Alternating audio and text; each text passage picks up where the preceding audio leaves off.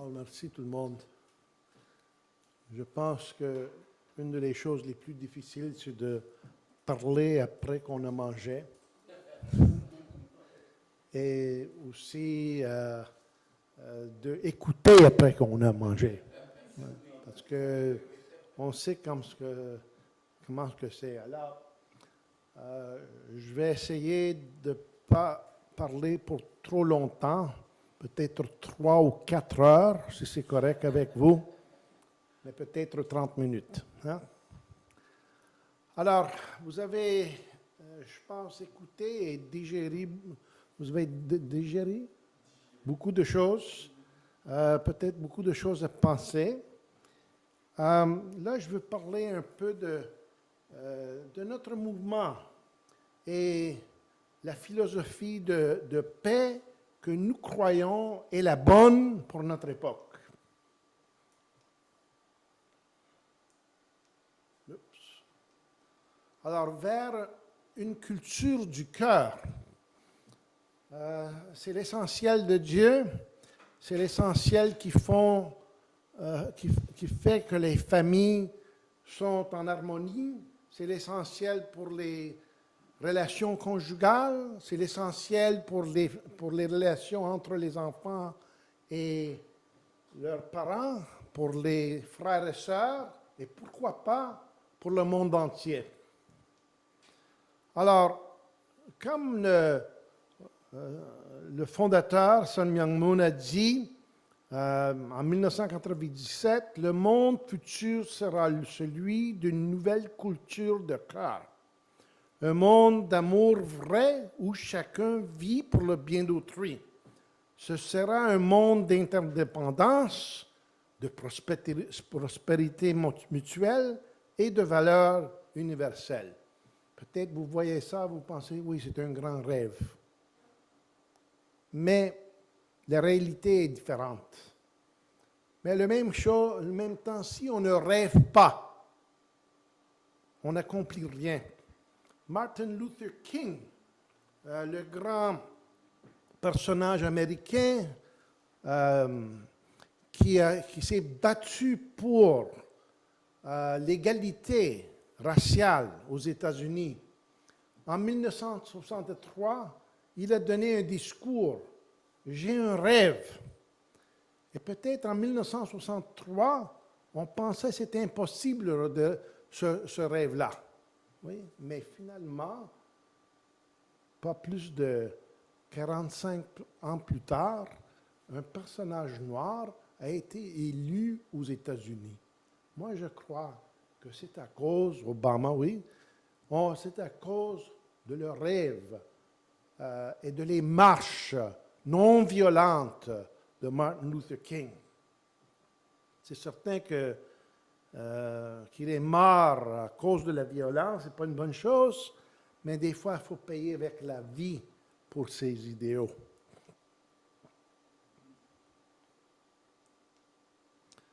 Alors, la Madame Moon a dit l'histoire appelle à la réconciliation, à la compassion, à l'amour, au service et au sacrifice.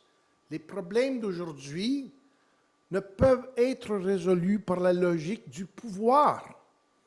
Nos problèmes actuels ne peuvent être résolus que par la logique de l'amour. Alors, on prend ça sérieusement.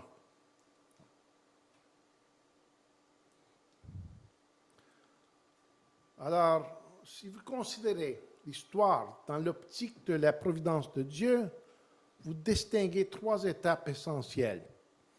Il y a eu d'abord l'ère centrée sur la nature, un temps où régnaient les sentiments instinctifs, le matérialisme et une proximité avec les animaux et les éléments de la création.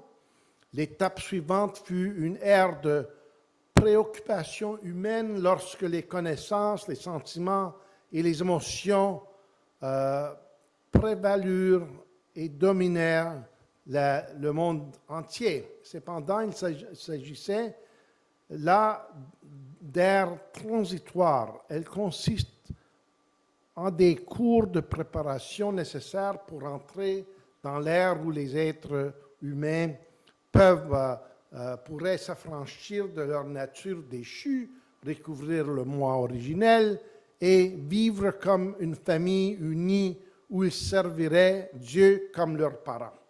Alors, ce sont des pensées essentielles.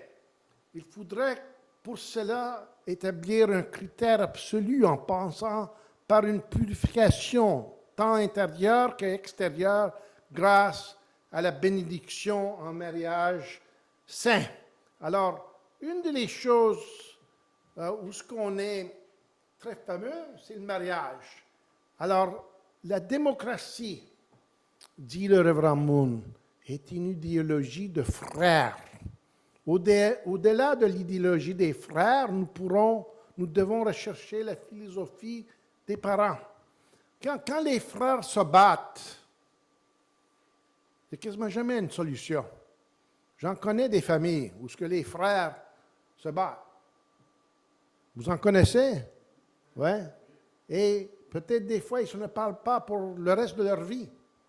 Et on voit ça au niveau individuel, dans nos familles, et on voit ça partout, au niveau international, entre des pays qui sont frères. Regarde, l'Iran et l'Arabie saoudite, ils ne se parlent pas vraiment depuis 1000 ans.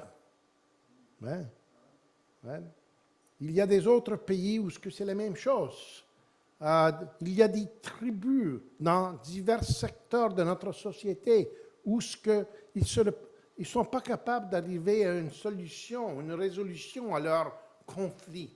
Ce n'est pas seulement au niveau national, mais à chaque niveau. Alors, au-delà de l'idéologie des frères, nous devons rechercher la philosophie des parents ou le parentisme. Pour cela, nous avons besoin d'une vision du monde et d'un enseignement basé sur les parents.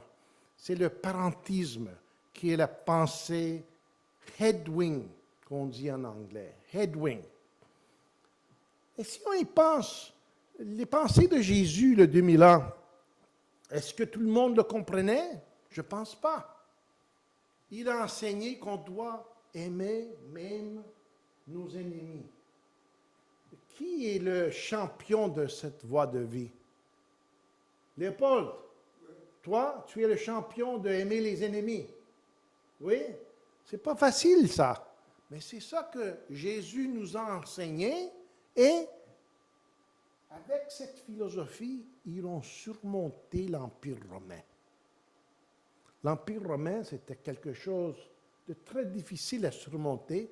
Il était l'empire le plus puissant qui existait en histoire, avec un territoire de l'Angleterre jusqu'à l'Afrique du Nord, de l'Espagne jusqu'à l'Iran.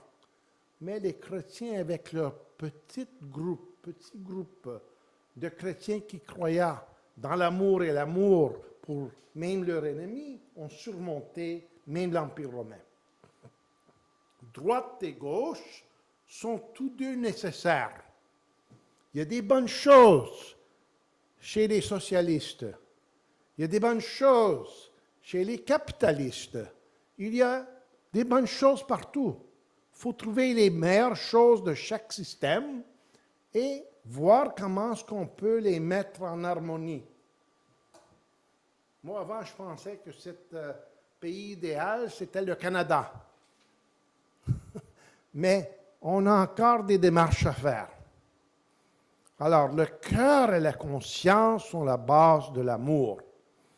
On guide vers l'amour vrai, montre le but de l'ensemble, est sensible à la vérité, la loi morale est basée sur le cœur. Alors, notre défi, c'est de développer notre conscience. Alors, le cœur est la motivation, le moteur de la culture. On voit ça dans plusieurs choses. La mère Teresa, elle a fait des bonnes choses à cause de sa volonté et sa morale éthique. Monet, j'aurais mis Da Vinci ici, mais voilà, on a des sentiments vers la beauté. On a l'intelligence qui nous porte à la vérité. C'est comme les idées, les œuvres de Galiléo, ou Galilée. Galilée?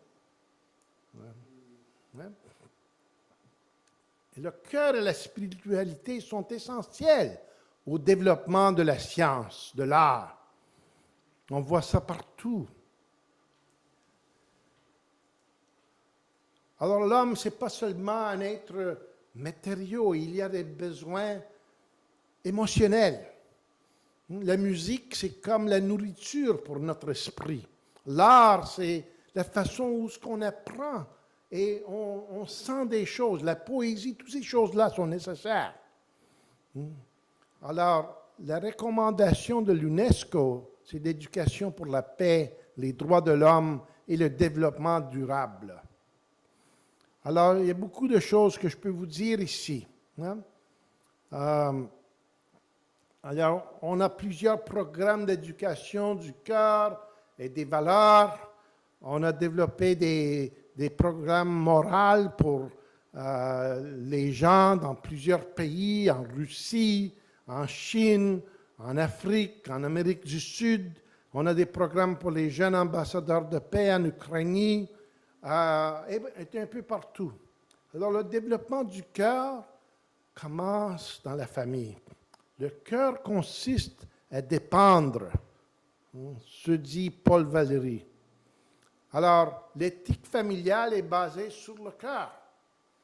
Les grands-parents, les aînés, les épouses, les époux, les cadets, les enfants et petits-enfants, ça, c'est où ce qu'on apprend la liberté, on apprend l'égalité, on apprend à faire des relations. Alors, s'il n'y a pas de paix dans la famille, si on n'apprend pas l'amour dans la famille, où est-ce qu'on va l'apprendre? Alors, la famille, c'est la base, c'est le cœur, c'est le centre de notre effort pour développer les relations de paix avec tout le monde. Si j'apprends à aimer mes frères et sœurs dans ma famille, c'est peut-être plus possible que je vais le faire dans des relations avec les autres et même les étrangers. Alors, il y a certainement un déclin de la démocratie. Les démocraties pensent que lorsque le communisme tombera, c'est passé en 1991, l'ère de la démocratie s'ouvrira et que les dirigeants démocratiques viendront gouverner le monde. Elles pensent que la démocratie est l'espoir du monde. Mais en fait, lorsque le communisme tombera, la démocratie s'effondrera rapidement elle aussi. Et c'est ça qui s'est passé. Le fondateur Sam Myung-Moon a dit ça en 1991, dans le temps où ce que le président Gorbatchev était, comment est-ce qu'on dit, kidnappé par des autres dirigeants en Union soviétique. C'est ça qui s'est amené à la chute de l'Union soviétique à ce temps-là. On voit qu'il y a beaucoup de changements, mais la démocratie, ce n'est pas la solution finale. Ce n'est pas la solution finale. Le communisme, c'est non plus la solution finale. Il faut regarder plus loin que ça, parce que ce sont des idéologies du passé. Alors, la naissance de la démocratie moderne, comme vous le savez, ça s'est passé en deux pays, en France et aux États-Unis. En France, c'était liberté, égalité et fraternité pour certains de la population, pas pour tout. Ouais. Et aux États-Unis, il y a la déclaration de l'indépendance aux États-Unis et leur constitution en 1789, mais pas pour tout le monde. Les Noirs étaient considérés comme 2/3 d'une personne. Ils n'avaient pas le droit de voter, etc. Alors, il y a des problèmes dans chaque système, français, américain, soviétique, chinois, etc. Alors, qu'est-ce qui manque partout? C'est une référence à Dieu, la source de l'égalité, de la fraternité et de la liberté, la source de l'amour. Alors, je ne vais pas tout lire ici parce que c'est des choses évidentes, la Déclaration d'indépendance américaine, la Déclaration des droits de l'homme et du citoyen, mais vous pouvez le lire. Alors, la Déclaration universelle des droits de l'homme, en 1948, c'était un document qui a été créé principalement par un Montréalais, John Humphrey. Et cette déclaration aux États-Unis, dans la Déclaration universelle des droits de l'homme, le compromis suivant a été adopté. Tous les êtres humains naissent libres et égaux en dignité et en droit. Ils sont doués de raison et de conscience et doivent agir les uns envers les autres dans un esprit de fraternité. Alors, de l'égalité devant Dieu à l'égalité devant la loi. On voit ce déclin de la démocratie. Alors, notre égalité vient de Dieu. Ça ne vient pas des idées humaines. L'égalité devant la loi, mais qu'est-ce qui se passe quand on change la loi? Il y a beaucoup de problèmes. Alors, Emmanuel Todd, il parle dans la défaite de l'Occident en 2024, que les démocraties occidentales soient en crise et même que nous vivions en post-démocratie est devenu un lieu commun.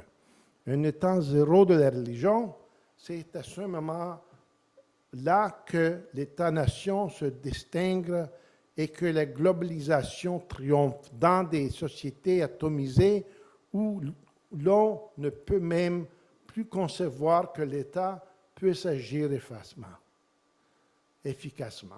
On peut donc définir les années 2000 comme les années de la disparition effective du christianisme en Occident d'une façon précise et absolue. Peut-être plusieurs parmi vous, vous êtes choqués quand vous arrivez ici et vous voyez que les églises sont vides. Ce n'est pas le cas en Amérique du Sud. Ce n'est pas le cas en Corée. Ce n'est pas le cas en Afrique. Ouais? Les églises sont vibrantes, même les mosquées, il y a beaucoup de gens. Mais ici, le christianisme a tombé dans les derniers 50 ans qu'on ne s'imaginait pas. Quand j'étais jeune, le dimanche, on n'entendait rien parce que tout le monde était à l'église. Il n'y avait personne qui travaillait, il n'y avait personne qui allait magasiner ces jours-là. Mais là, c'est tout changé, c'est tout bouleversé. Alors que le pape François au Parlement européen, aujourd'hui, on a une tendance à revendiquer des droits individuels de plus en plus attendus, dans se soucier de ceux des autres et du bien commun de la société. En effet, si les droits de chaque individu ne sont pas harmonieusement ordonnés au bien commun, ces droits finiront par être considérés comme illimités et deviendront source de conflits et de violence. Et en plus, il en dit plus.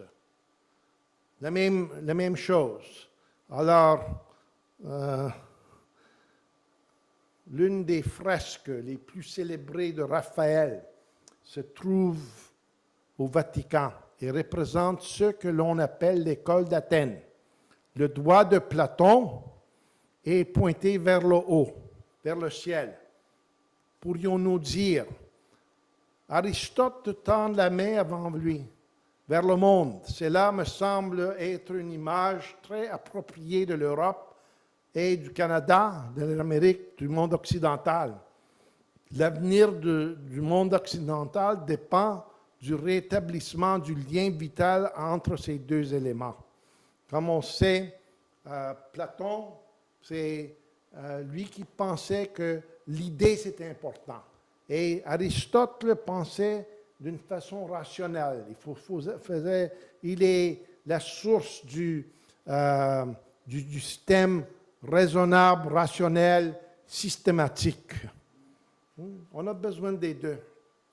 Alors, vous devez affirmer avec confiance que la suivi de l'humanité, de l'Europe et du monde passe par la dévotion envers le parent céleste. On ne peut pas le dire souvent assez que le futur dépend si on trouve Dieu dans notre vie. Il y a beaucoup à dire ici. Le Dieu de cœur. Alors, pour une éducation du cœur et des valeurs, la famille est la première école du cœur.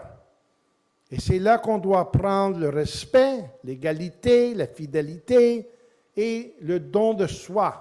Ça veut dire la responsabilité, l'engagement mutuel, la fraternité et la piété filiale. C'est des mots qui sont peut-être anciens, mais ils sont très relevants pour aujourd'hui.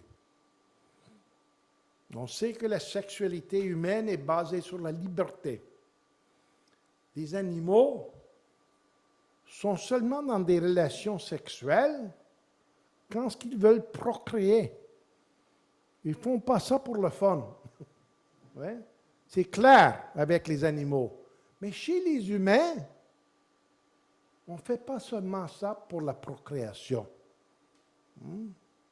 Moi, je suis marié depuis 42 ans, oui, avec la même épouse.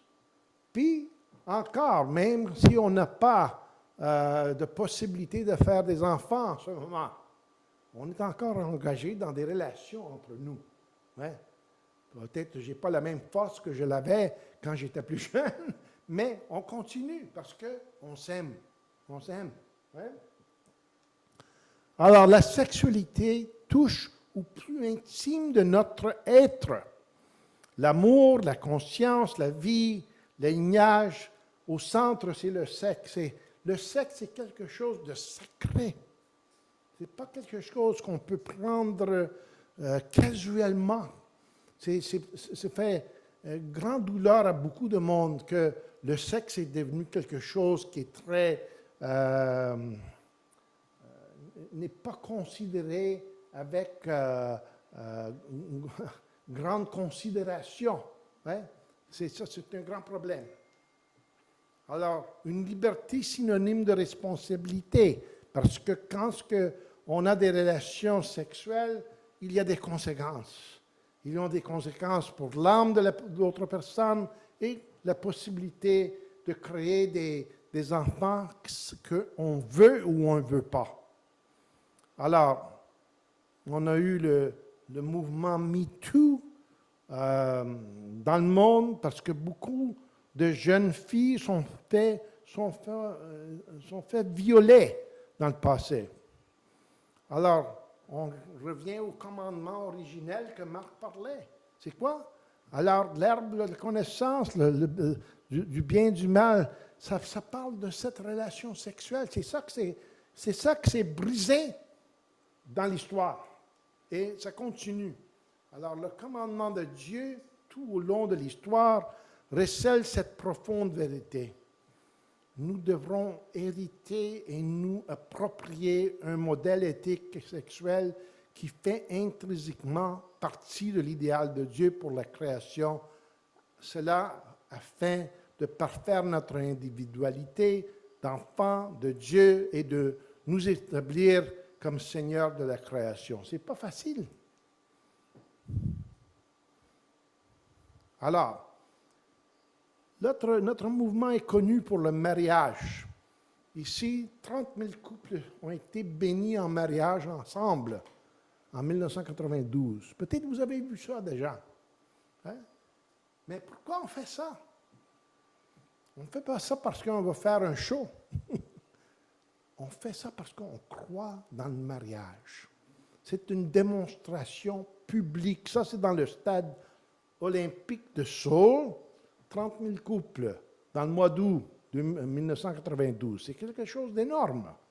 C'est quoi l'idée derrière ça? C'est pour promouvoir l'idée du mariage comme le fondement pour la paix.